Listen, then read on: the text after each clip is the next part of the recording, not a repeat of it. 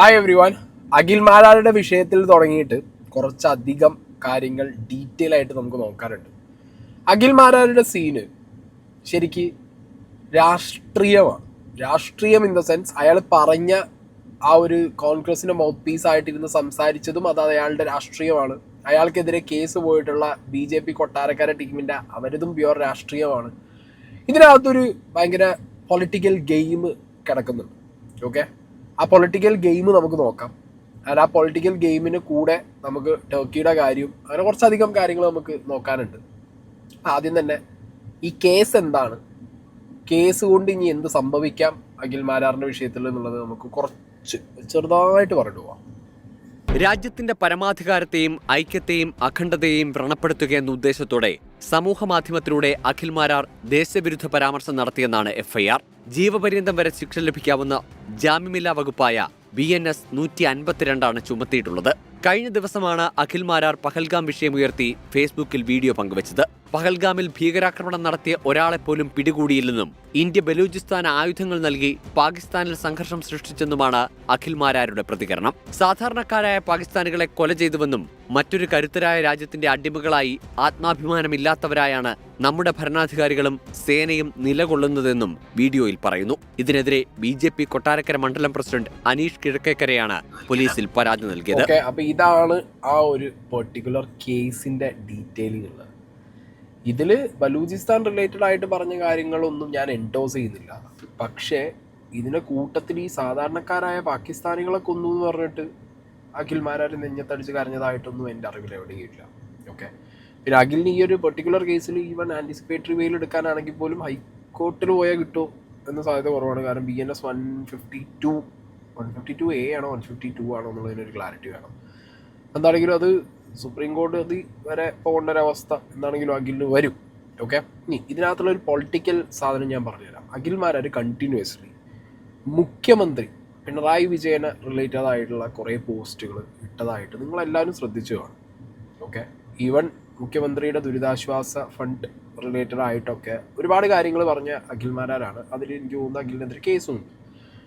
അപ്പം അങ്ങനത്തെ ഒരു ആസ്പെക്ട് ഒരു സൈഡിൽ നിൽക്കുമ്പോൾ നിരന്തരമായിട്ട് കമ്മ്യൂണിസ്റ്റ് പാർട്ടിയും അല്ലെങ്കിൽ പിണറായി വിജയനൊക്കെ എതിരെ സംസാരിക്കുന്ന അഖിൽ മാരാരെ ഇങ്ങനൊരു വിഷയം കൂടി ഇപ്പോൾ കമ്മ്യൂണിസ്റ്റ് പാർട്ടി ഭരിക്കുന്ന ഈ ഗവൺമെൻറ്റിന്, ഈ കേരളത്തിന്, ഈ പിണറായി പോലീസിൻ്റെ കയ്യിൽ ഇങ്ങനൊരു കേസ് വരുമ്പോൾ BJPയുടെ ലോക്ക് മാത്രമല്ല അതിനകത്തേക്ക് കമ്മ്യൂണിസ്റ്റുകാരുടെ ഒരു ലോക്ക് കൂടി വീഴാനുള്ള എല്ലാ സാധ്യതയും ഞാൻ കാണുന്നുണ്ട്.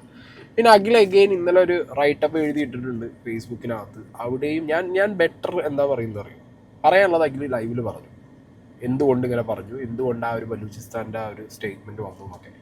ഇനി അതിൻ്റെ മുകളിലൊരു സർക്കാസമാണെന്നുള്ളൊരു ന്യായീകരണം ന്യായീകരിക്കാതിരിക്കുന്നതാണ് ഇറ്റ്സ് ബെറ്റർ. ഓക്കെ, ബിക്കോസ് നിങ്ങളുടെ ഒരു സിനിമ അടക്കം ഇപ്പോൾ ഇറങ്ങാനിരിക്കുന്നുണ്ട്. സോ ആ സിനിമയുടെ പോസ്റ്റ് നിങ്ങൾ ഷെയർ ചെയ്തതിന് അടിയിൽ തന്നെ നിങ്ങൾ നോക്കിയാൽ മതി. സിനിമയുടെ പേര് മിഡ് നൈറ്റ് മുള്ളംകൊല്ലി എന്നാണ്.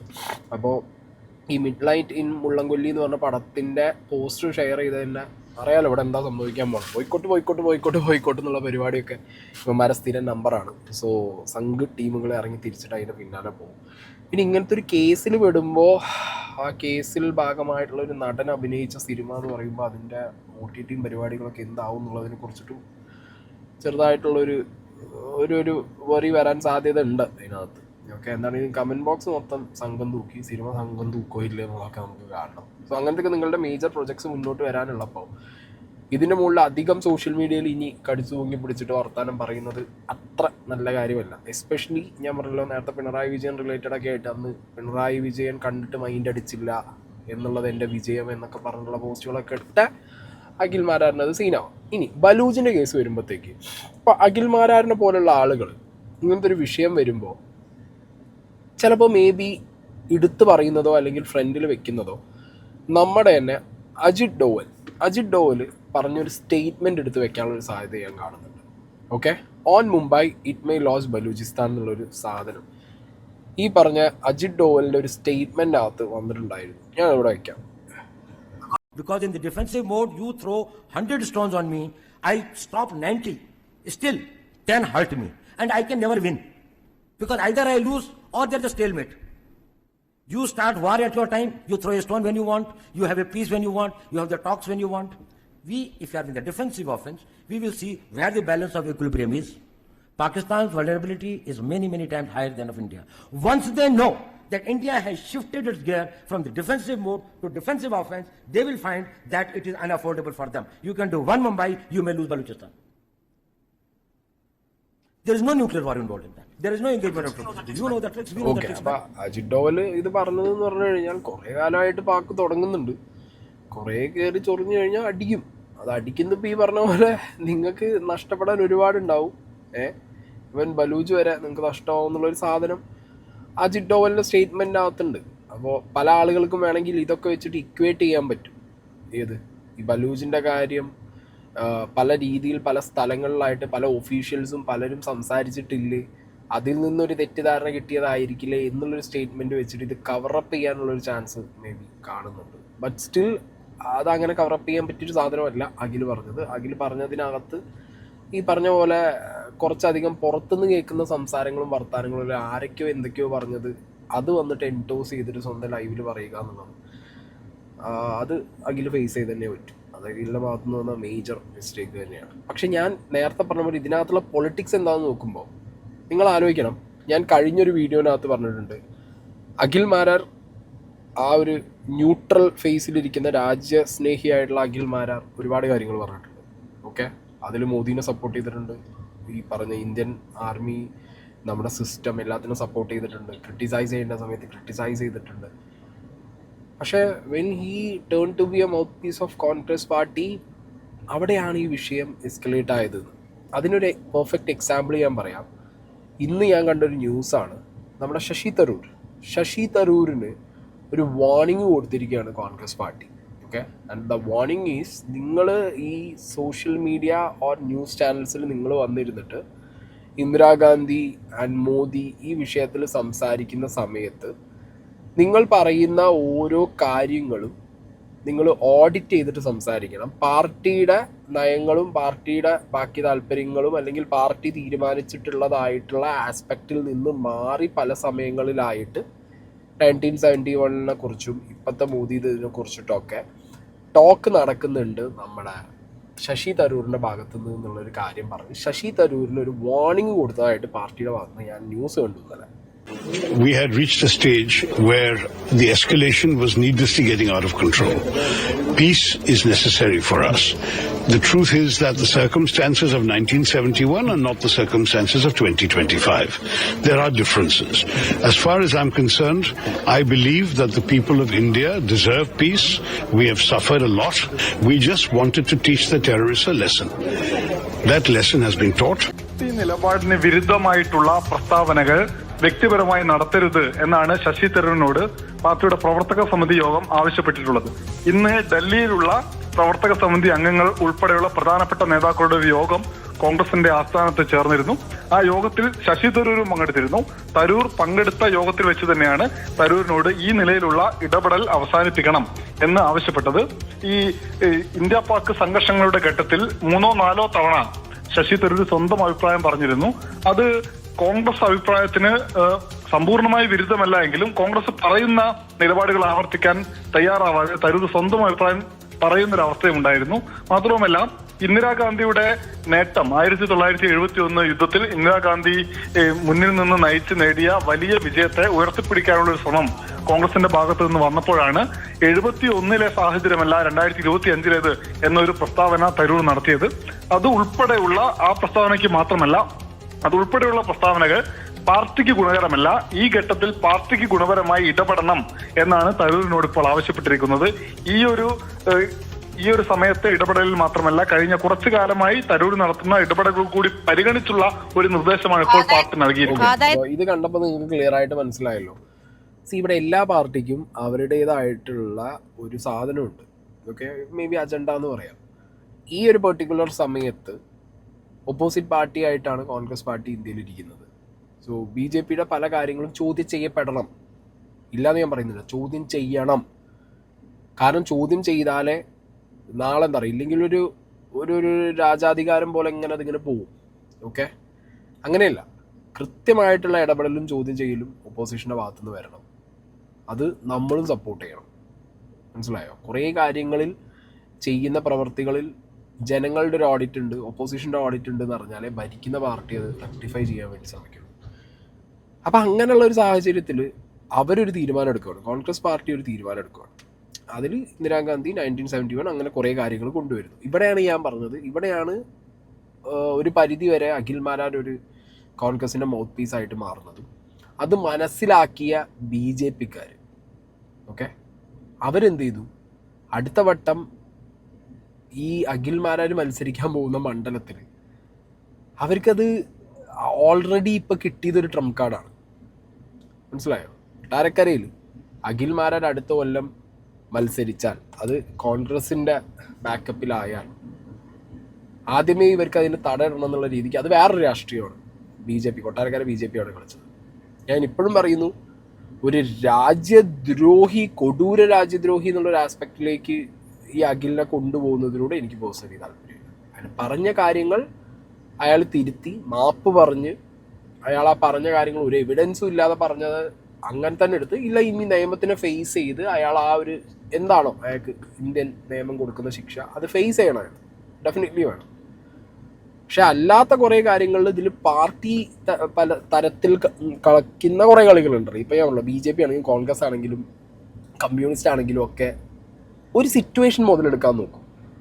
ആ സിറ്റുവേഷൻ മുതലെടുപ്പിൻ്റെ ഭാഗമായിട്ട് മനുഷ്യർ മാറുമ്പോഴാണ് പലർക്കും പല അബദ്ധവും പറ്റുക. അഖിലിൻ്റെ കാര്യത്തിൽ അതാണ് പറ്റുക. അഖിൽ ഭയങ്കര ഒരു ഒരു ഒരു ഒരു തരത്തിൽ എനിക്ക് എൻ്റെ പ്രേക്ഷകരേക്കാൾ കൂടുതൽ ബുദ്ധിയും വിവരവും ഉണ്ട് എന്ന് ചിന്തിക്കുന്ന അഖിൽമാരാരാണ്. അതൊരു പാർട്ടിയുടെ ഇതിലും കൂടി ആയപ്പോഴത്തേക്ക് ആൾക്ക് കയ്യിൽ നിന്ന് പോയൊരവസ്ഥയായി. അതാണ് ആക്ച്വലി അഖിലിൻ്റെ കേസിൽ സംഭവിച്ചത്. സോ ഞാൻ ആ ഒരു പാർട്ടി തല കാര്യങ്ങളും സംഗതികളൊക്കെ നിങ്ങൾക്ക് പറഞ്ഞു തന്നതാണ്. ഇനി അഖിൽ ഓൺ എ ഹാൻഡ് നിൽക്കുമ്പോൾ തന്നെ on the other hand Madhya Pradesh BJP മിനിസ്റ്ററായിട്ടുള്ള കൻവാർ സിംഗ് ഷാ അങ്ങേര് പറഞ്ഞത് എന്താ, ഭീകരവാദികളുടെ സഹോദരിയാണ് എന്ന് പറഞ്ഞിട്ടാണ് കേണൽ സോഫിയ ഖുറേഷിനെ പറഞ്ഞത്. അത് ശരിക്കും ശുദ്ധ തന്തല്ലാത്തരാണോ അയാൾ പറഞ്ഞത്? അയാൾക്കെതിരെ കേസ് എടുത്തേ പറ്റൂ. കേസ് എടുക്കണമെന്ന് പറഞ്ഞത് ഹൈക്കോടതിയാണ്, മധ്യപ്രദേശ് ഹൈക്കോടതിയാണ് കേസ് എടുക്കണം എന്ന് പറഞ്ഞത്. BJP എന്ത് ചെയ്തു? ഈ മന്ത്രിയെ രാജിവെപ്പിക്കണം. ഈ മന്ത്രി പറഞ്ഞ കാര്യങ്ങളിൽ അയാൾ ആ മാപ്പ് പറഞ്ഞ് ഇന്ത്യൻ ജനതയോടും കേണൽ സോഫിയ ഖുറേഷിയോടും മാപ്പ് പറയണം. തീവ്രവാദികളുടെ പെങ്ങളായിട്ട് നമ്മുടെ കേണൽ സോഫിയ ഖുറേഷി എന്ന് പറഞ്ഞ ഇന്ത്യയുടെ പ്രൗഡായിട്ടുള്ള ഒരു ഓഫീസറെ പറയാൻ ഇയാൾക്ക് ആരാണ് എന്ത് കൊടുത്തത് ഇയാൾക്ക്? അപ്പം ഇവിടെ അഖിലിൻ്റെ കാര്യം സംസാരിക്കുന്ന BJPയും ഈ സംഘപരിവാറും ഇതിൻ്റെ കാര്യത്തിലും തീരുമാനം ഉണ്ടാക്കണ്ടേ? ഇയാൾ പറഞ്ഞ വർത്താനങ്ങൾ കേൾക്ക്. जिन्होंने हमारी बेटियों के सिंदूर उजाड़े थे वही कटे पिटे लोगों को हमने उन्हीं की बहन भेज करके उनकी ऐसी की तेजी करवाई. एक बार मोदी जी के लिए जोरदार ताली बजाएं.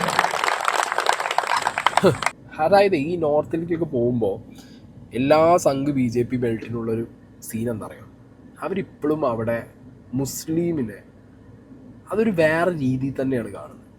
മനസ്സിലായോ? അത് നമ്മൾ കേരളത്തിനകത്തിരിക്കുന്ന സമയത്ത് നമുക്കത് അത്ര സീനല്ല. നമ്മൾ ഹിന്ദു മുസ്ലിം സാധനമൊന്നും ഇല്ലാതെ അത്യാവശ്യം കൂളായിട്ടാണ് പോകുന്നത്. പക്ഷെ നോർത്തിലേക്ക് പോകും തോറും അവർക്ക് ഈ സാധനം അവരുടെ മനസ്സിനകത്തുണ്ട്. അവർക്ക് ഹിന്ദു വേറെ മുസ്ലിം വേറെ, ഇനി എന്തൊക്കെ അവർക്ക് ഇഷ്ടമാണ്, സ്നേഹമാണ്, അല്ലെങ്കിൽ അവിടെ ഒത്തൊരുമയെന്ന് പറഞ്ഞാൽ അവിടെ അങ്ങനെയല്ല. മനസ്സിനകത്ത് ഈ സാധനം ഉള്ളതുകൊണ്ടാണ് ഈ നേതാക്കന്മാരടക്കമുള്ള ആളുകൾ ഇങ്ങനത്തെ പച്ച വർഗീയത തുപ്പി ജീവിക്കാൻ വേണ്ടി ശ്രമിക്കുന്നത്. ഓക്കെ, ഇപ്പം നിങ്ങളൊന്ന് ആലോചിച്ച് നോക്കുക, അയാൾ പറഞ്ഞ വർത്തമാനത്തിനകത്ത് തന്നെ അത് വളരെ ക്ലിയറാണ്. അയാൾക്ക് ആ സാധനം അങ്ങനെ ഇക്വേറ്റ് ചെയ്യേണ്ട കാര്യമില്ല. അവരുടെ പെങ്ങളെ തന്നെ വിട്ടു എന്നുള്ളൊരു വർത്തമാനം ഇവിടെ പറയേണ്ട ആവശ്യമില്ല. ഇനിയിപ്പോൾ ലെറ്റ് സി എന്താണ് ഗവൺമെൻറ് ഈ ഒരു വിഷയത്തിൽ എടുക്കാൻ പോകുന്ന നടപടി, വാട്ട്സ് ദെയർ സ്റ്റാൻഡ് എന്നുള്ളത് നമുക്ക് നോക്കാം. ഓക്കെ, അത് കേരളത്തിലെ BJP വിങ് ആണെന്നുണ്ടെങ്കിലും അതിനെക്കുറിച്ചിട്ടൊക്കെ കുറച്ച് ചർച്ചകളും കാര്യങ്ങളിലൊക്കെ സംസാരിച്ചിരുന്നെങ്കിൽ it would have been better. കാരണം അഖിലിൻ്റെ കാര്യം ബാക്കി പറയാനൊക്കെ റെഡിയാണല്ലോ. ഇനി അഖിൽ എന്ന് പറഞ്ഞ വ്യക്തി, അഖിൽ മാരാർ എന്ന് പറഞ്ഞ വ്യക്തിക്ക് ഞാൻ പറഞ്ഞല്ലോ BJP മാത്രമല്ല തരം കിട്ടിയ കമ്മ്യൂണിസ്റ്റുകാരും എസ്പെഷ്യലി പിണറായി പോലീസ് പിടിച്ച് പണി കൊടുക്കാനുള്ള എല്ലാ ചാൻസും ഉള്ള ഒരു സിറ്റുവേഷൻ അഖിലിൻ്റെ പ്രീവിയസ് ചെയ്തികളിൽ നിന്ന് തന്നെ അഖിൽ തന്നെ ഉണ്ടാക്കി വെച്ചിട്ടുണ്ട്. അവർ റെഡി ആയിരിക്കും. അപ്പം അങ്ങനത്തെ ഒരു സാഹചര്യത്തിൽ ഇനി നമ്മൾ നോക്കേണ്ടത്, ഇവിടെ അധികം ആരും ശ്രദ്ധിക്കാത്ത എന്നാൽ സംസാരിക്കേണ്ടതായിട്ടുള്ള 1-2 വിഷയങ്ങളുണ്ട്. ഓക്കെ, ചിലരെ ഫോക്കസ് ചെയ്ത് അല്ലെങ്കിൽ ചിലരെ കോൺസെൻട്രേറ്റ് ചെയ്ത് കാര്യങ്ങൾ പോകുമ്പോൾ ചില കാര്യങ്ങൾ ചോദ്യം ചെയ്യപ്പെടാതെ പോകുന്നു എന്നുള്ളത് എന്തുകൊണ്ട് എന്നുള്ളത് ഞാൻ എപ്പോഴും ആലോചിക്കാറുണ്ട്. കഴിഞ്ഞ ദിവസമാണ് 1-2 ദിവസം മുമ്പ് മുതൽ തുടങ്ങിയിട്ടുണ്ട്. നമ്മൾ ഭയങ്കരമായിട്ട് ടർക്കി പാകിസ്ഥാനെ സഹായിച്ചു, ഡ്രോണ് കൊടുത്തു, പരിപാടികളൊക്കെ നമ്മൾ കേട്ടതും കണ്ടതുമാണ്. അന്ന് മുതൽ തന്നെ കമൻറ്റ് ബോക്സിനകത്ത് പിന്നെ എക്സ് ഹാൻഡിലുകളിലൊക്കെ അത്യാവശ്യം ഈ പറഞ്ഞ പോലെ ഇവരെ ഇനി എന്തിന് നമ്മൾ സപ്പോർട്ട് ചെയ്യണം, അല്ലെങ്കിൽ ഈ ടർക്കി ആണെങ്കിലും ഈ പറഞ്ഞ അസർബൈജാൻ ആണെങ്കിലും നമ്മൾ എന്തിനിവിടകളിൽ യാത്രയ്ക്ക് പോയി നമ്മളുടെ പൈസ നമ്മൾ എന്തിനിവിടെയൊക്കെ ചിലവാക്കണം എന്നുള്ള ചോദ്യവും കാര്യങ്ങളൊക്കെ ഓൾറെഡി ഉയർന്നു തുടങ്ങിയിട്ടുണ്ടായിരുന്നു. അത് വളരെ മീഡിയോക്കറായിട്ടുള്ള രീതിയിൽ ഉയർന്നു കേട്ടിരുന്ന ഒരു സാധനമാണെങ്കിൽ പോലും ഇപ്പം അതിൻ്റെ ഒരു ഇൻറ്റൻസിറ്റി ഭയങ്കരമായിട്ട് മാറി തുടങ്ങിയിട്ടുണ്ട്. ഓക്കെ, ഞാനൊരു ന്യൂസ് ഇവിടെ പ്ലേ ചെയ്യാം. പാകിസ്ഥാനെ സഹായിക്കുകയും പിന്തുണയ്ക്കുകയും ചെയ്ത രാജ്യങ്ങൾക്കെതിരായ ക്യാമ്പയിൻ കാട്ടുതീ പോലെ പടർന്നു പിടിക്കുകയാണ്. ടൂറിസം മേഖലയിൽ തുടങ്ങിയ പ്രചാരണങ്ങൾ അതും കടന്നു പോകുന്ന ലക്ഷണങ്ങളാണ് ഇപ്പോൾ കാണുന്നത്. Ixigo, ease my trip, make my trip, Cox and Kings തുടങ്ങി നിരവധി ബുക്കിംഗ് ആപ്പുകൾ ഇതിനോടകം തന്നെ ഇരു രാജ്യങ്ങളിലേക്കുമുള്ള ബുക്കിംഗ് നിർത്തിവെച്ചിട്ടുണ്ട്. തുർക്കിയിലെ ഇനോനോ സർവകലാശാലയുമായുള്ള കരാർ അത് JNU റദ്ദാക്കുകയും ചെയ്തിട്ടുണ്ട്. ദേശീയ സുരക്ഷ കണക്കിലെടുത്താണ് തീരുമാനമെന്നാണ് അവരുടെ വിശദീകരണം വരുന്നത്. ടർക്കിഷ് എയർലൈൻസുമായി തുടരുന്ന കരാറിന്റെ പേരിൽ വിമാന കമ്പനിയായ ഇൻഡിഗോയും സമൂഹ മാധ്യമങ്ങളിൽ പ്രചാരണം നേടുന്നുണ്ട്. എന്നാൽ ഇതുവരെ ടർക്കിയിലേക്കുള്ള സർവീസുകൾ ഇൻഡിഗോ നിർത്തിവെച്ചിട്ടില്ല. ഈ പ്രചാരണമെല്ലാം വ്യാപകമായി പടരുന്നു എന്നതിന് ഈ ബുക്കിംഗ് ആപ്പുകൾ പുറത്തുവിടുന്ന കണക്കുകൾ തന്നെയാണ് ഏറ്റവും വലിയ തെളിവായി നിൽക്കുന്നത്. തുർക്കിയിലേക്കും അസർബൈജാനിലേക്കുമുള്ള വിമാന ടിക്കറ്റുകളുടെ ക്യാൻസലേഷൻ 2.5 മടങ്ങ് വർദ്ധിച്ചുവെന്നാണ് മേക്ക് മൈ ട്രിപ്പ് പറയുന്നത്. തുർക്കിയിലേക്കും അസർബൈജാനിലേക്കുമുള്ള ബുക്കിംഗിലും വലിയ ഇടിവാണ് ഉണ്ടായിട്ടുള്ളത്. 60% ഈ ബുക്കിംഗിലെ കുറവ്. ഈസ് മൈ ട്രിപ്പിന്റെ കണക്ക് പ്രകാരം തുർക്കിയിലേക്കുള്ള യാത്രക്കാരിൽ 20% പേർ യാത്ര വേണ്ടെന്ന് വെച്ചിട്ടുണ്ട്. അസർബൈജാനിലേക്കുള്ള യാത്രക്കാരിൽ 30% പേരും ഈ യാത്ര വേണ്ടെന്ന് വെച്ചിട്ടുണ്ട്, അവിടേക്കുള്ള യാത്ര വേണ്ട എന്ന് വെച്ചിട്ടുണ്ട്. തുർക്കിയുടെ മൊത്ത ആഭ്യന്തര ഉൽപാദനത്തിന്റെ 12% അത് ടൂറിസത്തിൽ നിന്നാണ്. തുർക്കി ടൂറിസം വകുപ്പിന്റെ കണക്ക് പ്രകാരം കഴിഞ്ഞ വർഷം തുർക്കിയിലെത്തിയ ഇന്ത്യക്കാരുടെ എണ്ണത്തിൽ 20% വർധനവുണ്ടായി. 2014 തുർക്കിയിലെത്തിയത് 1,19,503 ഇന്ത്യൻ ടൂറിസ്റ്റുകളാണ്. 2024 ആകട്ടെ ആ കണക്ക് 3,30,000 പേരും, അതായത് 10 വർഷത്തിനിടെ 3 ഇരട്ടിയായി കണക്ക്. അസർബൈജാനിലാകട്ടെ 2024 അവിടേക്കെത്തിയ ഇന്ത്യൻ ടൂറിസ്റ്റുകളുടെ എണ്ണത്തിൽ ഇരട്ടി വർധനവാണുണ്ടായത്. 2014 വെറും 4,853 പേരാണ് ഇന്ത്യയിൽ നിന്ന് അസർബൈജാൻ സന്ദർശിച്ചത് എങ്കിൽ കഴിഞ്ഞ വർഷം അത് 2,43,589 ഉയരുകയായിരുന്നു. 1 ലക്ഷം രൂപയ്ക്ക് തത്തുല്യമായ അസർബൈജാൻ മന്നത്താണ് ഒരു ശരാശരി ഇന്ത്യക്കാരൻ 2024 അവിടെ ചെലവഴിച്ചത്. ടൂറിസം നൽകിയ വരുമാനം എത്രത്തോളമാണ് എന്ന് ഈ കണക്കുകളിൽ നിന്ന് പോലും വ്യക്തമാണ്. അതായത് നിലവിലെ സാഹചര്യത്തിൽ ഇന്ത്യൻ ടൂറിസ്റ്റുകൾ ഈ രാജ്യങ്ങളോട് മുഖം തിരിക്കുന്നതോടെ അവരുടെ ടൂറിസം രംഗത്തുണ്ടാകുന്നത് കനത്ത നഷ്ടം തന്നെയായിരിക്കും. ഇന്ത്യൻ ടൂറിസ്റ്റുകൾ ടർക്കിയിലും അസർബൈജാനിലും പോയിട്ട് ആ രാജ്യത്ത് സ്പെൻഡ് ചെയ്ത പൈസ ടർക്കിയൊക്കെ എന്താ ചെയ്തത്? ഒരു സീൻ ഇന്ത്യക്ക് വന്ന സമയത്ത് അവർ പാക്കിനൊപ്പം പോയി നിന്നു. അവർക്ക് ആവശ്യമുള്ള സാധനങ്ങൾ അവർ ഫീഡ് ചെയ്ത് കൊടുത്തു. ടർക്ക് എപ്പോഴും ഇങ്ങനെ തന്നെയാണ്. അമ്മമാർ ഒരു കാലത്തും നന്ദി എന്ന് പറഞ്ഞ സാധനവന്മാർക്കില്ല. മനസ്സിലായോ? നന്ദി എന്ന് പറഞ്ഞ സാധനവന്മാർക്കില്ല. അസർബൈജാൻ ആണെങ്കിലും ടർക്കി ആണെങ്കിലും ഇവർ ഈ ഒരു ഇന്ത്യ പാക് ഇഷ്യൂ ഉണ്ടായ സമയത്ത് അവർ പുറത്ത് വിട്ടിട്ടുള്ള അവരുടെ ഒഫീഷ്യൽ സ്റ്റേറ്റ്മെൻറ്റ്സ് അതൊക്കെ കംപ്ലീറ്റ്ലി ഇന്ത്യക്കെതിരായിട്ടുള്ള പരിപാടികളാണ്. സോ അങ്ങനത്തെ ഒരു സാഹചര്യത്തിൽ നമ്മളെ ടൂറിസം കൊണ്ട് അല്ലെങ്കിൽ നമ്മളെ ടൂറിസ്റ്റുകൾ പോയത് കൊണ്ട് അവർക്ക് കിട്ടുന്ന ഒരു ഫിനാൻഷ്യൽ പരിപാടി ഇന്ത്യൻ്റെ ഭാഗത്ത് നിന്ന് ആരും ബോർഡില്ലാതെ തീരുമാനിച്ചു കഴിഞ്ഞാൽ തീരാവുന്ന വിഷയങ്ങളേ ഉള്ളൂ. ആൻഡ് അത് ഓൾറെഡി തുടങ്ങിയിട്ടുണ്ട്. ഓക്കെ, അത് ഭയങ്കരമായിട്ട് എല്ലാവരും ഏറ്റെടുത്തിട്ടുണ്ട്. അത് നമുക്ക് വളരെ വ്യക്തമായിട്ട് ഓരോ വീഡിയോയുടെ കമൻറ്റ് ബോക്സിനടിയിൽ നമുക്ക് കാണാൻ പറ്റും. ബുക്കിംഗ് ക്യാൻസലേഷൻ വരുന്നു. ഈവൻ കുറേ കമ്പനികൾ അവർക്ക് ഈ രാജ്യത്തുള്ള ടർക്കിലോ അല്ലെങ്കിൽ ബാക്കി അസർബൈജാനിലോ ഒക്കെ ഉള്ള അവരുടെ റിലേഷൻഷിപ്സ് കട്ട് ചെയ്യുന്നു. ഇതൊരുപാട് കാര്യങ്ങൾ ഉണ്ടാക്കുന്നത്. അതിനിടയിൽ ഇവരെന്ത് ചെയ്തു? ഇന്ത്യക്കാർക്ക് തുർക്കിയിൽ സംരക്ഷകരാണ് എന്ന് പറഞ്ഞിട്ട് ടർക്കി ടൂറിസം വകുപ്പ് ഒരു ഡിക്ലറേഷനൊക്കെ പുറത്തിറക്കിയിട്ടുണ്ടായിരുന്നു. Okay, department of tourism Ankara എന്ന് പറഞ്ഞിട്ട് അവർ അങ്ങനെ ഒരു സാധനം പുറത്തിറക്കിയിട്ടുണ്ട്. കാരണം അവർക്ക് മനസ്സിലായി തുടങ്ങിയ പരിപാടികൾ. പിന്നെ ഇതിൽ അങ്ങനെ ടൂറിസ്റ്റ് ആയിട്ട് നമ്മൾ പോയില്ലെങ്കിൽ അവിടെ കിട്ടുന്ന റവന്യൂ കട്ട് ഡൗൺ ചെയ്യുന്നത് അത് സാധാരണക്കാരായ നമുക്ക് ചെയ്യാൻ പറ്റും. ഇപ്പോൾ ഗവൺമെൻറ് ഇതിലൊന്നും ഒരു കാര്യം പറഞ്ഞിട്ടില്ല. സെൻട്രൽ ഗവൺമെൻറ് പോകണമെന്നോ പോകണ്ടെന്നൊന്നും പറഞ്ഞിട്ടില്ല. നാട്ടുകാരായിട്ടെടുത്ത തീരുമാനമാണ്. കാരണം അവർ നമ്മളെ ടൂറിസ്റ്റിൻ്റെ കയ്യിൽ നിന്ന് പൈസയും മേടിച്ച് നമ്മൾ കൊടുത്ത പൈസ കൊണ്ട് നമ്മൾ കഴിഞ്ഞാൽ തന്നെ പൊങ്കാലുള്ള പരിപാടി കാണിക്കുമ്പോൾ നമ്മളായിട്ട് എന്ത് ചെയ്യണം? വിഡ്രോ ചെയ്യണം എന്നുള്ളത് നാട്ടുകാരെടുത്ത പരിപാടി. ഇതിൽ സെലബി എന്ന് പറഞ്ഞുള്ള ഒരു ഏവിയേഷൻ ടീമുണ്ട്. അവർ ഇന്ത്യയിലെ മേജർ എയർപോർട്ടുകൾ ഹാൻഡിൽ ചെയ്യുന്നു. Celebi handles high security task at Indian airports. ഇതൊരു മേജർ കൺസേൺ ആണ്. ഈ സെലബി എന്ന് പറയുന്നത് ഒരു ടർക്ക് ബേസ്ഡ് കമ്പനിയാണ്. ഓക്കെ, ഇതിൽ നമ്മുടെ സെൻട്രൽ ഗവൺമെൻറ് ഇപ്പം ടൂറിസ്റ്റ് പോകണമെന്നുണ്ടെന്നുള്ളതിനൊന്നും അവർ ഗവൺമെൻറ് ഇടപെടേണ്ട ആവശ്യമുള്ളതായിട്ട് എനിക്ക് തോന്നുന്നില്ല. ഓക്കെ, പക്ഷേ ഈ വിഷയത്തിൽ this is A like serious thing. Delhi, Ahmedabad, Mumbai, Goa, Hyderabad, Bangalore, Chennai, Kannur, Kochi, ഇത്രയും എയർപോർട്ട്സ് സെലബി എന്ന് പറഞ്ഞിട്ടുള്ള ഈ ഏവിയേഷൻ ടീം ഹാൻഡിൽ ചെയ്യുന്നുണ്ട്.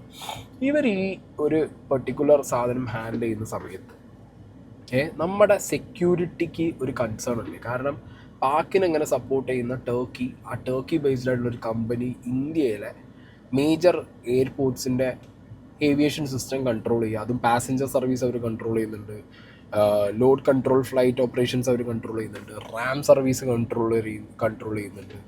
അവർ 1 ലക്ഷം ഫ്ലൈറ്റുകൾ അവർ ഹാൻഡിൽ ചെയ്യുന്നുണ്ട്. പിന്നെ 5,40,000 ടൺ കാർഗോ അവർ ഹാൻഡിൽ ചെയ്യുന്നുണ്ട്. സോ അതൊക്കെ ഇന്ത്യയുടെ ഭാവിയിലുള്ള ഒരു സെക്യൂരിറ്റിക്ക് ഭയങ്കരമായിട്ടുള്ളൊരു സീൻ പറ്റാൻ സാധ്യതയുണ്ട്. സോ സെലിബിയുടെ ആക്ടിവിറ്റീസും അവരുടെ ഫണ്ടിങ്ങും അവരുടെ ഫണ്ട് ട്രാൻസ്ഫറും എല്ലാം കേന്ദ്ര ഗവൺമെൻറ് ഓഡിറ്റ് ചെയ്യണം എന്നുള്ളൊരു കാര്യം കൂടി ഭയങ്കരമായിട്ട് ഇപ്പോൾ ചർച്ചയിൽ വരുന്നുണ്ട്. 7 of India's busiest airports, including Delhi, Mumbai, Bengaluru, they're all serviced by a company called Celebi Aviation. It's a Turkish origin company. Despite Turkey's hostile stance post-Pahalgam, Celebi continues to handle critical ground operations, and now rising security concerns at social media outrage are fueling calls to cancel these contracts to cut ties with Turkish aviation firms. All these nerve centers of Indian aviation are largely serviced by one company, Celebi, a company with origins in Turkey, a country that has directly and brazenly supported Pakistan's aggression and hostilities against India in the post-Pahalgam days. Celebi Aviation India has a stranglehold over a range of airport services in 9 major airports. These include the 5 biggest airports in India. The company handles everything from passenger services and load control and flight operations to ramp services. Celebi also handles general aviation services, cargo and postal services, warehouses and bridge operation, with access to the most sensitive areas of the airport. The numbers are mind-boggling. In a recent interview, the company revealed it was handling 100,000 Indian flights every year, as well as nearly 550,000 tons of cargo.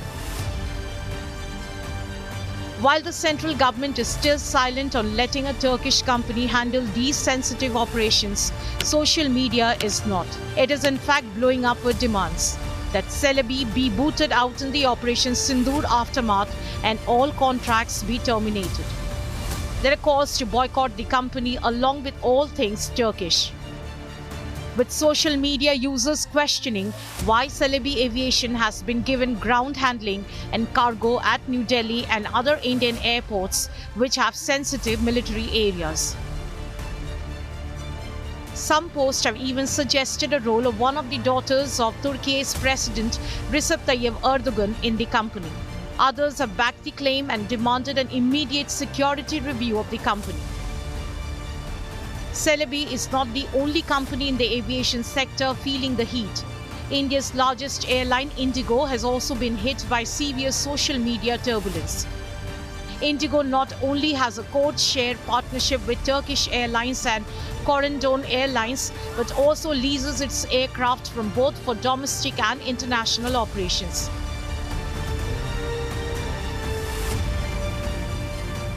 Indigo also has daily Istanbul flights between Delhi and Mumbai.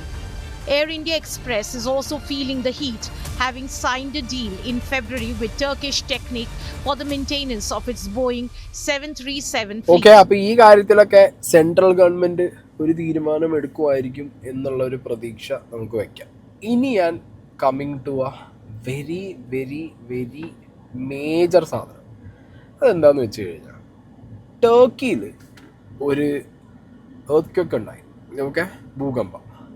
ആ ടൈമിൽ നമ്മുടെ കേരളം, നിങ്ങൾ ആലോചിക്കണം, Keralam, ഇന്ത്യയല്ല Keralam, India ചെയ്തത് വേറെ പോട്ടെ, ഒരു രാജ്യത്തിനെ സഹായിക്കാൻ വേറൊരു രാജ്യം എന്നുള്ളത് ആ രാജ്യത്തിൻ്റെ ഒരു ക്രൈസിസ് സമയത്ത് ഓക്കെ, അത് ശത്രു രാജ്യമാണെന്നുണ്ടെങ്കിലും അതിലെ ആളുകൾ ഒരു അവസ്ഥയിൽ വരുന്ന സമയത്ത് രാജ്യത്തിനെ സഹായിക്കുക എന്നുള്ളത് ഓക്കെ, കൺട്രി ടു കൺട്രി അത് നമുക്ക് മനസ്സിലാക്കാം. പക്ഷേ നമ്മുടെ കേരള ഗവൺമെൻറ് 2013 അവർ എന്ത് കാര്യത്തിനാണ് ടർക്കിക്ക് 10 കോടി രൂപ കൊടുത്തത്? അന്നത്തെ ഫിനാൻസ് മിനിസ്റ്റർ ആയിട്ടുള്ള ബാലഗോപാൽ, KN ബാലഗോപാൽ 2023 എന്തിനാണ് ടർക്കിക്ക് 10 കോടി രൂപ കൊടുത്തത്? രാജ്യത്തിനെ സഹായിക്കുന്നത് നമുക്ക് മനസ്സിലാക്കാൻ കഴിയുന്ന ഒരു കാര്യം. ഇന്ത്യ ടർക്കിയെ സഹായിച്ചാലും അതിൽ നമുക്ക് എന്ത് വിചാരിക്കാം? ഒരു മാനുഷികപരമായിട്ടുള്ളൊരു സാധനം വിചാരിക്കും. ഇന്ത്യയിലെ ഒരു സ്റ്റേറ്റ് ആയിട്ടുള്ള കേരളം, ഇന്ത്യയിലെ വേറെ ഒരു സ്റ്റേറ്റും കൊടുത്തിട്ടില്ല എന്നുള്ള എൻ്റെ അറിവ്. ടർക്കിയിൽ ഒരു ഭൂകമ്പം ഉണ്ടായി, അവിടെ ഒരു പ്രശ്നം ഉണ്ടാകുമ്പോൾ ടർക്കി അത് ദാരിദ്ര്യം അല്ലെങ്കിൽ ദരിദ്രമായിട്ടുള്ളൊരു രാജ്യമൊന്നുമല്ല ടർക്കി. അവർക്ക് ഈ പാക്കുകൾക്ക് ഡ്രോൺ വിറ്റിട്ട് തന്നെ പൈസ ഉണ്ടാക്കാന്നുള്ള രീതി, അല്ലെങ്കിൽ ഈ പറഞ്ഞ കുറേ അവർ സെൽഫായിട്ട് തന്നെ അവർക്ക് അവരുടെ രാജ്യം റീബിൽഡ് ചെയ്യാന്നുള്ളൊരു രീതി, അങ്ങനത്തെ ഒക്കെ സിറ്റുവേഷനിൽ നിൽക്കുമ്പോൾ കേരളത്തിൻ്റെ അവസ്ഥ എന്താ? ഈ പൊട്ടിപ്പൊളിഞ്ഞ റോഡും KSRTCക്കാർക്ക് മര്യാദയ്ക്ക് ശമ്പളം കൊടുക്കാനും ഇല്ലാത്തൊരു സിറ്റുവേഷനിൽ ഗവൺമെൻറ് പാഞ്ഞുകൊണ്ടിരിക്കുക. നാട്ടുകാർക്ക് തന്നെ മര്യാദയ്ക്കുള്ള ഫെസിലിറ്റി തന്ന് തുടങ്ങിയിട്ടേ ഉള്ളൂ ഗവൺമെൻറ്. ഇപ്പോൾ അപ്പോഴാണ് കുറച്ചൊന്ന് മെച്ചപ്പെട്ട് വന്നത്. ആൻഡ് സ്റ്റിൽ നാട്ടിൽ ഇപ്പോഴും ജോലി കിട്ടാത്തതും പ്രശ്നങ്ങളും ആയിട്ട് കുറേ ആൾക്കാർ വേറെയുണ്ട്. ഗവൺമെൻറ്റിനെ ഭയങ്കരമായിട്ടുള്ള വിമർശനവും സാധനങ്ങളും കിട്ടിക്കൊണ്ടിരിക്കുമ്പോൾ ഇന്ത്യയിലെ വേറെ ഒരു സ്റ്റേറ്റും ചെയ്യാത്ത ഒരു സാമ്പത്തിക സഹായം 10 കോടി രൂപ, അതും കടം വാങ്ങി കൊടുത്തായിരിക്കണം. ഇനിയിപ്പോൾ അല്ല നമ്മുടെ ഖജനാവിന്ന് എടുത്ത് കൊടുത്തതാണെന്നുണ്ടെങ്കിലും എന്തിന് വേണ്ടിയിട്ടാണ് ടർക്കിക്ക് 10 കോടി രൂപ കൊടുത്തത്? എന്തായിരുന്നു ആവശ്യം? പിണറായി സർക്കാരിൻ്റെ ആവശ്യം എന്തായിരുന്നു? എന്തിനു വേണ്ടി കൊടുത്തു? ഒരു ചോദ്യം തന്നെയല്ലേ. ഇവർ തിരിഞ്ഞു കൊത്തിയില്ലേ? ഇവർ തിരിഞ്ഞു കൊത്തും. തിരിഞ്ഞു കൊത്തലാണ് ഇവരുടെ മെയിൻ പരിപാടി. തുർക്കിക്ക് 10 കോടി നൽകിയിരിക്കുകയാണ് നമ്മുടെ കൊച്ചു കേരളം. ചോദ്യം ഇതാണ്, തിരിഞ്ഞു കൊത്തുമോ തുർക്കി? പിന്നെ സാർ, ഒരു പ്രധാനപ്പെട്ട കാര്യമാണ്, വലിയൊരു തുക അല്ലെങ്കിൽ പോലും നമ്മുടെ കേരള നിയമസഭയുടെ ഒരു ഗുഡ്വിൽ ജസ്റ്ററാണ് ഇപ്പോഴത്തെ ഇന്നത്തെ ഭൂകമ്പം ടർക്കി സിറിയ മേഖലയിൽ. അപ്പോൾ ഇന്ത്യ ഗവൺമെൻറ്റുമായി ബന്ധപ്പെട്ട് ചെയ്യാൻ പറ്റും. നമുക്ക് ഇവിടുന്ന് അവിടുത്തെ ദുരിതാശ്വാസത്തിന് മരുന്നോ മറ്റു കാര്യങ്ങളോ വേണ്ട സഹായങ്ങളോ എന്തോ നമുക്ക് ചെയ്യാൻ പറ്റും. 10 കോടി രൂപ നമ്മുടെ കേരള ഗവൺമെൻറ്റിൻ്റെ ഭാഗമായിട്ട് അതിനായിട്ട്. തുർക്കിക്ക് കേരളം 10 കോടി നൽകി. പക്ഷേ ഇന്ത്യയിലെ മറ്റൊരു സംസ്ഥാനവും ഇത് നൽകിയിട്ടില്ല. ലോകത്തെ 20ാമത്തെ സമ്പന്ന രാജ്യമാണ് തുർക്കി. ജനസംഖ്യ ഏകദേശം 8.5 കോടി മാത്രം. തൊഴിലില്ലായ്മ വെറും 13%. ഈ രാജ്യത്ത് എയർപോർട്ടുകളുണ്ട്, ഇന്റർനാഷണൽ എയർപോർട്ടുകളുണ്ട്. എന്നിട്ടും എന്തിനാ കേരളത്തിന്റെ വക 10 കോടി ധനസഹായം തുർക്കിക്ക് നൽകിയത്? റഷ്യയിൽ നിന്നും കടലിനടിയിൽ കൂടിയാണ് നേരിട്ട് ഇന്ധനം തുർക്കിയിലെത്തിക്കുന്നത്. അമേരിക്ക നേതൃത്വം നൽകുന്ന നാറ്റോ സഖ്യത്തിലെ അംഗം കൂടിയാണ് തുർക്കി. യൂറോപ്യൻ യൂണിയനിൽ അംഗത്വത്തിനായുള്ള അവരുടെ തീവ്ര ശ്രമം തുടരുകയുമാണ്. അന്താരാഷ്ട്ര വേദികളിൽ നിന്നും ഇന്ത്യയുടെ എതിർപക്ഷത്താണ് തുർക്കി നിലകൊണ്ടിരുന്നത്, പ്രത്യേകിച്ച് കശ്മീർ വിഷയത്തിൽ. കശ്മീർ വിഘടനവാദത്തിന് പാകിസ്ഥാന് പൂർണ്ണ പിന്തുണ നൽകിവന്ന തുർക്കി ഐക്യരാഷ്ട്രസഭയിലും ഇതേ നിലപാടാണ് അനുവർത്തിച്ചിരുന്നത്. ആപത്തിൽ ആരെയും സഹായിക്കേണ്ടത് അത്യാവശ്യമാണ്. അത് സാമ്പത്തികമായി വളരെ പിന്നോക്കം നിൽക്കുന്നവരെ ആകണം. കാരണം തുർക്കി ഭൂകമ്പത്തിൽ നിരവധി സഹായമാണ് ഇന്ത്യ ചെയ്തത്. എന്നിട്ടും പാകിസ്ഥാനെ ചേർത്ത് പിടിച്ച് ഇന്ത്യക്കെതിരെ പറഞ്ഞ രാജ്യമാണ് തുർക്കി. തുർക്കിയെ സഹായിക്കാൻ അവർക്കൊപ്പം നിൽക്കുന്ന ലോകശക്തികളുണ്ട്. പാവപ്പെട്ട ഒരു രാജ്യത്തെ സഹായിച്ചാൽ തീർച്ചയായും നമുക്ക് കേരളത്തെ സപ്പോർട്ട് ചെയ്യാം. പക്ഷെ ഇന്ത്യയെപ്പോലെ ഒരു വികസ്വര രാജ്യം ലാത്തൂരിൽ നടന്ന ഭൂകമ്പത്തിലും കേരളത്തിൽ നടന്ന രൂക്ഷമായ വെള്ളപ്പൊക്കത്തിലും ഒന്നും വിദേശ രാജ്യങ്ങളുടെ സഹായം സ്വീകരിച്ചിരുന്നില്ല എന്ന വസ്തുത നാം ഓർക്കണം. കേരളം വെള്ളപ്പൊക്കക്കെടുതികളിൽ വലഞ്ഞപ്പോൾ സഹായിക്കാൻ ഗൾഫ് രാജ്യങ്ങൾ ഒന്നടങ്കം മുന്നോട്ട് വന്നിരുന്നു. അതുപോലെ നമ്മുടെ യുവാക്കൾക്ക് തൊഴിൽ നൽകുന്ന കാര്യത്തിലും ഗൾഫ് എന്നും മുൻപന്തിയിലാണ്. ഇതിലൊന്നും നമ്മൾ ഇന്ന് വരെ തുർക്കിയെ എവിടെയും കണ്ടിട്ടില്ല. ഇന്ത്യയെ ശത്രു രാജ്യത്തെ പോലെയാണ് തുർക്കി കണക്കാക്കി പോകുന്നത്. അവിടെ തൊഴിൽ ലഭിക്കുന്നതും യൂറോപ്യൻ രാജ്യക്കാർക്കാണ്. ഭൂകമ്പക്കെടുതി ഉണ്ടായപ്പോൾ ഇന്ത്യയാണ് ആദ്യം തുർക്കിയിൽ രക്ഷാപ്രവർത്തനങ്ങളുമായി മെഡിക്കൽ സംഘത്തോടൊപ്പം എത്തിയത്. തുർക്കിയെ സഹായിക്കാൻ സമ്പന്നരായ നാറ്റോ സഖ്യവും യൂറോപ്യൻ രാജ്യങ്ങളും സദാസമയമുള്ളപ്പോൾ കേരളം 10 കോടി നൽകിയത് ഒരു അത്ഭുതകരമായ ചോദ്യമായി അവശേഷിക്കുന്നു. ഇന്ത്യയിലെ മറ്റൊരു സംസ്ഥാനവും ഇത് ചെയ്തിട്ടില്ല. സാധാരണയായി രാജ്യങ്ങളാണ് ഇതുപോലെ മറ്റൊരു രാജ്യത്തെ സാമ്പത്തികമായി സഹായിക്കുന്നത്. കശ്മീർ വിഘടനവാദികളെ എന്നും സഹായിച്ചു പോരുന്ന തുർക്കിക്ക് കേരളം നൽകിയ ഈ 10 കോടി രൂപ നാളെ കശ്മീർ തീവ്രവാദികളുടെ കയ്യിൽ എത്തിച്ചേരില്ലെന്ന് ആര് കണ്ടു? മാത്രമല്ല പാകിസ്ഥാനെ ഇന്ത്യക്കെതിരെയും കേരളത്തിനെതിരെയും തിരിച്ചുവിടാനും തുർക്കിക്ക് കഴിയും. 10 കോടി എന്നത് തുർക്കിയെ സംബന്ധിച്ചിടത്തോളം ഒരു വിഷയമേ. ആക്ച്വലി പിണറായി വിജയനും സർക്കാരും ഇതിന് ഉത്തരം കൊടുത്തേ പറ്റൂ. എന്തിന് ഈ 10 കോടി രൂപ നിങ്ങൾ കൊടുത്തു? എന്തിനാണ് ഈ 10 കോടി രൂപ? ഇപ്പം എന്താ പറയുക, ഇപ്പം ഇത് ഭയങ്കര റെലവൻറ്റ് ക്വസ്റ്റ്യൻ ആയിട്ട് മാറുകയാണ്. ഞാൻ എന്താണെങ്കിലും എനിക്കത് ചോദിക്കണം എന്നുണ്ട്, എന്തിനാണ് ഈ 10 കോടി കൊണ്ടുപോയി കൊടുത്തത്? എന്ത് ഗുഡ് ജസ്റ്റർ, എന്ത് മനുഷ്യത്വപരമായിട്ടുള്ള തീരുമാനം? അവന്മാർക്ക് തിരിച്ചിങ്ങട്ടില്ലല്ലോ. എന്തൊരു ഈ ടർക്കിയോട് ഇത്രത്തോളം ഒരു മനുഷ്യത്വപരമായുള്ള തീരുമാനം കേരളം എന്ന് പറഞ്ഞൊരു സ്റ്റേറ്റിനുള്ളത്? എന്ത് താല്പര്യമാണ് അതിനകത്തുള്ളത്? അതിനകത്തൊക്കെ കുറേ എക്സ്പ്ലനേഷൻസും കുറേ ചോദ്യങ്ങളൊക്കെ ഉന്നയിക്കേണ്ടതായിട്ടിരിക്കുന്നുണ്ട്. ഓക്കെ, അപ്പം അങ്ങനത്തെ ഒക്കെ കാര്യങ്ങൾ മുന്നിൽ നിൽക്കുമ്പോൾ ഞാൻ പറഞ്ഞല്ലോ, എല്ലാവരും ഓഡിറ്റ് ചെയ്യണം. അഖിലിനെ മാത്രമല്ല, എല്ലാവരും ചെയ്ത പ്രവർത്തികളും എല്ലാവരും പറഞ്ഞ കാര്യങ്ങളും ഓഡിറ്റ് ചെയ്തേ പറ്റൂ. അത് നിർബന്ധമായിട്ട് ചെയ്യേണ്ട കാര്യമാണ്. ഓക്കെ, സോ എന്താണെങ്കിലും അഖിൽമാരാരുടെ സീൻ എന്താണെന്നുള്ളത് നമുക്ക് കുറച്ച് ദിവസത്തിനുള്ളിൽ അറിയാം. പ്ലസ് ഈ പറഞ്ഞ പോലെ നമ്മൾ ടൂർ ചെയ്യാൻ തീരുമാനിക്കുകയാണ്, നമ്മൾ വേറെ രാജ്യത്ത് പോകാൻ തീരുമാനിക്കുകയാണെന്നുണ്ടെങ്കിൽ നമ്മുടെ രാജ്യത്തിനോട് മര്യാദയ്ക്കുള്ള, നമ്മുടെ രാജ്യത്തിനെ ചതിക്കില്ല, അല്ലെങ്കിൽ നമ്മുടെ പൈസ വാങ്ങിയിട്ട് തന്നെ നമ്മുടെ രാജ്യത്തിനെതിരെ പ്രവർത്തിക്കില്ല എന്നുള്ള രാജ്യങ്ങളിലേക്ക് പോകാനുള്ള ഒരു തീരുമാനം നമ്മൾ പൗരന്മാരെടുത്തു കഴിഞ്ഞാൽ it's much good and better എന്നേ പറയാനുള്ളൂ. ഓക്കെ, എന്താണെങ്കിലും ലെറ്റ്സ് സീ വാട്ട് ഹാപ്പൻസ്.